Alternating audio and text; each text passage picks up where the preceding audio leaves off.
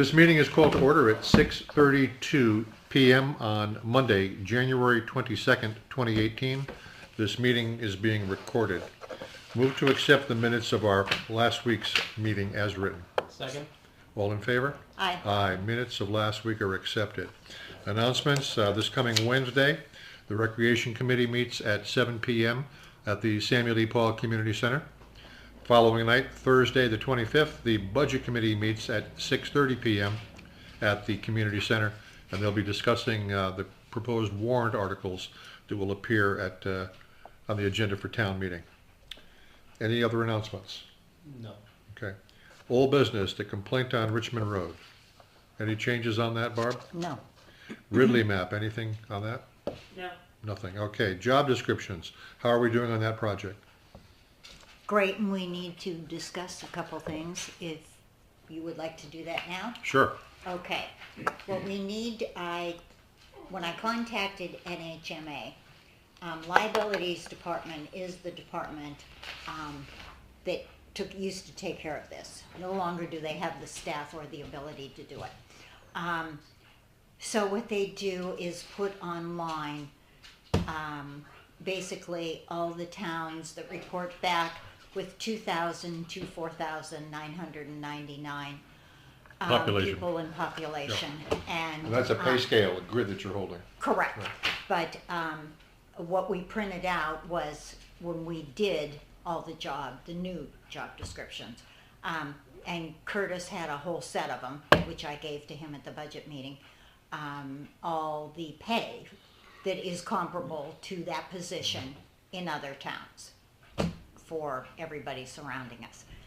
Okay, so then when she called me back, one of the things we talked about from NHMA was salary base, where we would start this scale.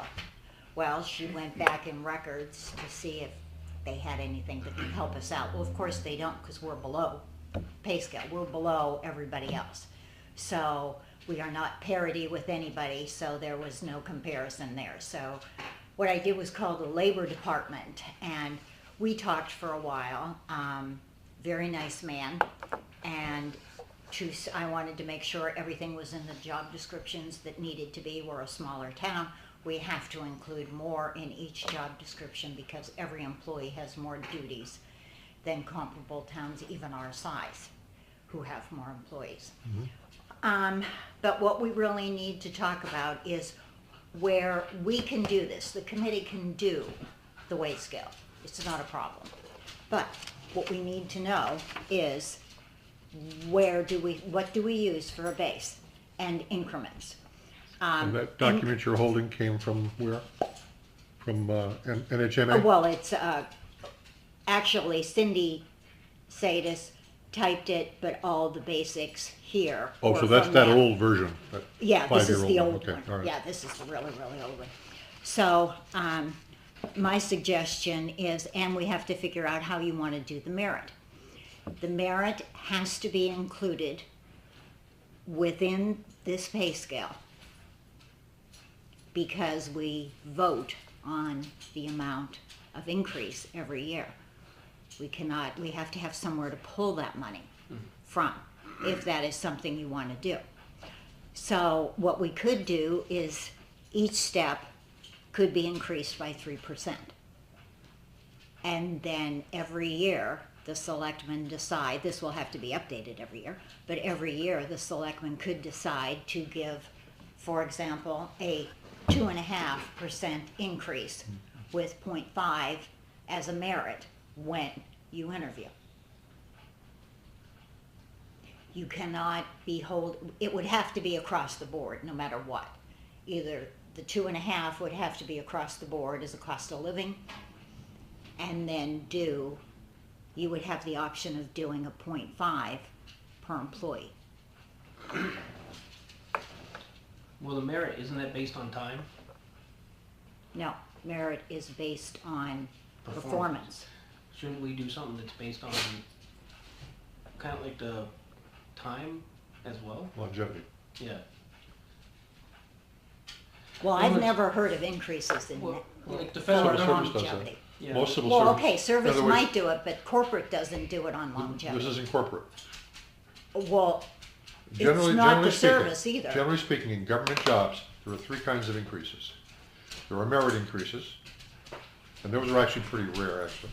Then you No, have, then there, you, go ahead. then you have longevity increases, in other words, or step increases, they're sometimes called. Right, You go from step 3 to step 4, you get an increase. right, And then there are cost of living increases. right. And the county does a merit increase right now here. I got 4 increases in 1 year in the Army. Well, we can't do that here, we can't afford it. So, Well, we weren't talking big bucks, okay? but the point is, you have to decide where we are going to start the base from. Is the base their current salary? Or are you going to put it up to parity with other towns and use that as a base? I think what you should do is you. Now, wait, you have to listen to this, you're part of the committee. I would, if this were a perfect world, here's how I would do that. I would set that grid up with what I thought the numbers should be, without regard to what anybody's getting. Oh, we can't do I'm talking that. about first draft. For the first draft, I would set it up the way it should be, based on what the average wage for other towns of similar size. Parity with other towns. Right. Start from there. Okay, Then look at each one and say, does this make sense for Troy? And you may say, well, no, because even though this person has the same job as this person in Marlboro, this person has additional duties. Or maybe the one in Marlboro had additional duties, and then you make the adjustments to it. okay, so how do we get to the base? How do we get to the employees from where they are right now Well, to the base? that would be where they fall in currently on the pay scale. So if they fall currently on But the- like step 3 or step 4, then that's where they're gonna start. Okay, but what you're forgetting is, our base at the moment is below everyone. So if we're going to put a parity amount in the base, everybody is way below that. So how are you going to get these people to base? Why does the base have to be the first one? I mean, Because it is. It doesn't have to be. In other words, Well- let's take an imaginary job, and we'll say that we determine that the base salary for that job is $30,000. But then there are 10 steps that they can go through, 10 step increases. And let's say that they're $2,000 at each step increase. You have somebody who's currently making $36,000. But you look at this job and you say, well, the base should only be 30. But if he's on step 3, it would be 36. So you put that guy in at step 3. You put him in the step that's equivalent to what he's making now. right. Makes sense to me. Yeah. Okay, this man used to do this for a living. Would you weigh in, please?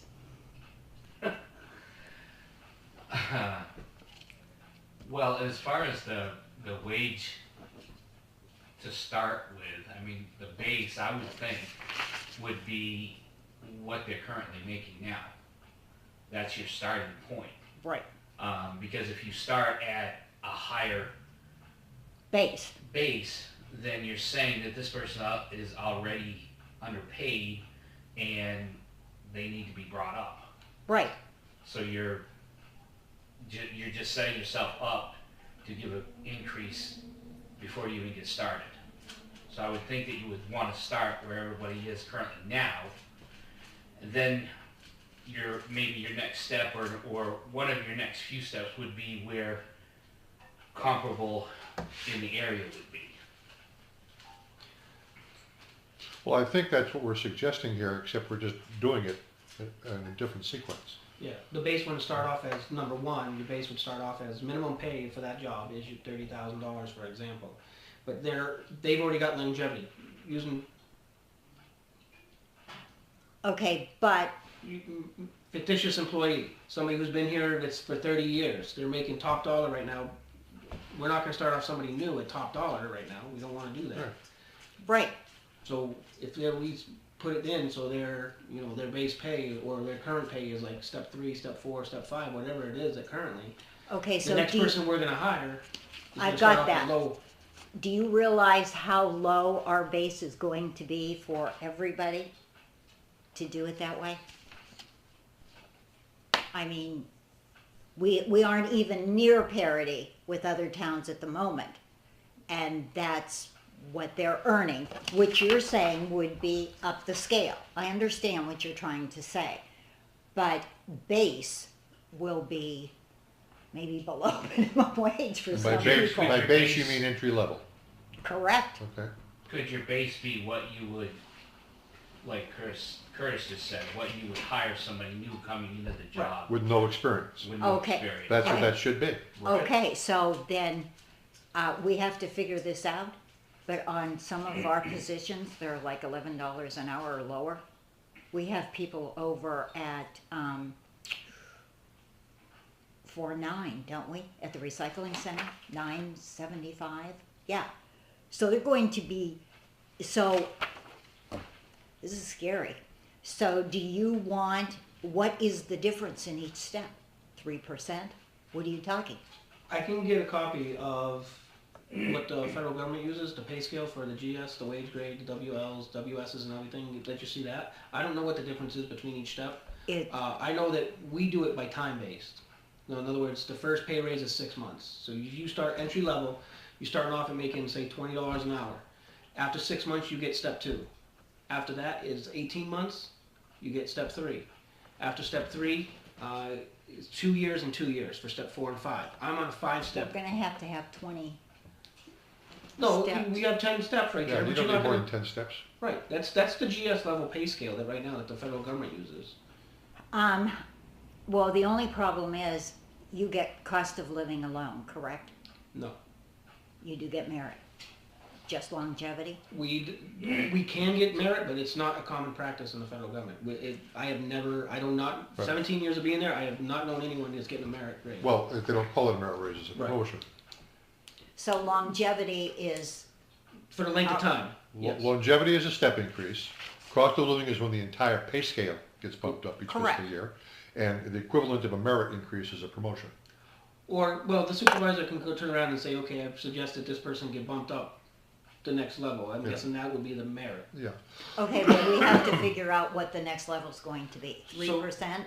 Or what's the next level? So let me get you a copy of that. I will email it to you tomorrow. If I go to work tomorrow, I will get you a copy because it's actually sitting on my counter right now, and you can just compare it because I honestly don't know what the difference is between each step. It could be 3%, it could be only 1%. I don't know honestly what it is off the top of my head, but And whether you get this to her tomorrow depends on whether you go to work tomorrow. And that depends on, the government shutdown. well, whether the president signs the bill. Right. So whether you get this form tomorrow or not, Barb, absolutely depends on what Donald Trump does tonight. I don't care. Well, I just thought I'd let you know how high level this discussion is. Okay, so the point is, after we get those, maybe we'll have a discussion on those and on this. No matter how you look at it, between each step, we have to figure out the percentage we're Yeah. going to use. And what I would And do is how- I would take other pay scales, similar grids, and just see what percentages they're using. And I would start with federal civil service and just see with each step level, what is the average percentage increase? Okay, and I can tell you right now, the county's 3. County, Cheshire County is 3? Mhm. All right, well, for discussion purposes, let's talk about 3%. How often do they get a step increase? Every year. All right, So guaranteed 3% every year. Guaranteed, the cost of living is, of course, coming from the government, okay? So this year, 2.5%, well, let's just guess, 2.5% this year. So that's their cost of living. And then there is a 0.5 left within that 3% that they can use for a merit. There has never been a time when merit has not been across the board. So if they choose to give it, it's cost of living at 2.5, the merit at 0.5, 3%. See, I think better protection for us standpoint, from the selectman standpoint, is do that longevity, do the step increases by time instead of performance, because what if somebody's not performing where they need to be and everybody else gets a pay raise, now we still have to give this person a pay Well, raise. we have discussed that So, in our committee meetings. I know I if we agree do, with that. if we do 100%. longevity, you've been here for 6 months, you're gonna get a step increase. You've been here after that 18 months. I'm just talking about the wage system, work leader, work supervisor, and general scale. My personal opinion, if a person's work performance is such that you don't want to give them the raise that you're giving everybody else, then you probably should be documenting their poor performance and Right. doing whatever steps are necessary to turn them loose Right. and hire somebody who will do the job properly. Well, the other thing was, not saying that the employees do not do what they're supposed to do. Don't get me wrong, I'm all for pay raises, I'm all for that. But if you do for the time frame, it's already set in stone that, okay, you have to wait X amount of time before you can get your pay increase, which in the long run, instead of every year getting a pay increase, the town will actually save money. Save a little bit on pay. Okay, so where do we get the employees to parity? I'd find out what the current market or current value is for the surrounding towns and everything, find out where we would be. Get a set number right now where we can find out where that is. And then when I get the schedules or whatnot, or we can go on to opm.gov, it's on there as well, and we can print it off and see where it sets, and we can just see where each employee, we can put them in. But we gotta get their base pay, I mean. He makes it sound so simple. It is simple. I'm following every word of this. No. Yes, I am. No. No, all the research we have to do to put all this together. And, from what Curtis has said so far, I would say that if that were my task to do that, I could do it in 15 minutes. Really? Then why don't we assign it to you? If I have the pay scale in an Excel spreadsheet, But we don't have a pay scale. it's online, you can get it. OPM.gov. Really? From who? It's Oh, not, you're talking about Curtis's. I'm talking about the federal Federal- civil service one. Yeah. Okay. In Oh, other words, we're looking to get a percentage or something like that. If I had the federal civil service pay scale on an Excel spreadsheet, I would just create another tab, and I would reference I don't know what the proper terminology is, but I would set up the schedule on the second spreadsheet to compute the increase for each period. I wouldn't just look at the first one and the last one and average it, because it's compounding. But then I would add up all of the increases or spread them out. In other words, I'd end up with a grid that, instead of showing you what the dollar amount is, would show you what the percentage increase was from the prior year or prior step. I know.